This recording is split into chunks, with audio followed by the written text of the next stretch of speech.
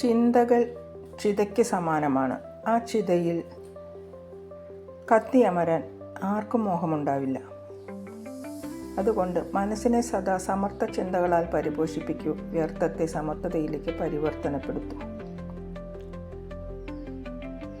എത്ര മനസ്സിരുത്തി വായിച്ചാലും കാഴ്ചപ്പാടിൻ്റെ അപാകതയിൽ അർത്ഥം ഗ്രഹിക്കാതെ പോയ ചില കഥകളുണ്ട്. ചെറുപുഞ്ചിരിയിൽ തീരാവുന്ന പരിഭവങ്ങളാണ് പലതും. പക്ഷേ അത് ആരും ചിന്തിക്കാറില്ല. അനാവശ്യ വാക്ക് അനാവശ്യ ശത്രുവിനെ സൃഷ്ടിക്കുന്നു. ഒരു ചെറിയ തീപ്പൊരിക്ക് ഒരു വനം മുഴുവൻ ചാമ്പലാക്കാൻ കഴിയും. പരിഗണനയാണ് സ്നേഹം നിലനിർത്തുന്നത്. മറ്റൊരാൾക്ക് നൽകാൻ കഴിയുന്ന ഏറ്റവും മൂല്യമേറിയ സമ്മാനങ്ങളിലൊന്നാണത്. ദേഷ്യത്തെ പേടിക്കേണ്ട, അത് സ്നേഹം കൊണ്ടാണ്. എന്നാൽ അവഗണന ഉണ്ടാവുക വെറുപ്പ് കൊണ്ടായിരിക്കും. ഒരിക്കൽ നഷ്ടപ്പെട്ടു പോയ സൗഹൃദമായാലും സ്നേഹമായാലും പിന്നീട് വീണ്ടെടുക്കാൻ പ്രയാസമാണ്.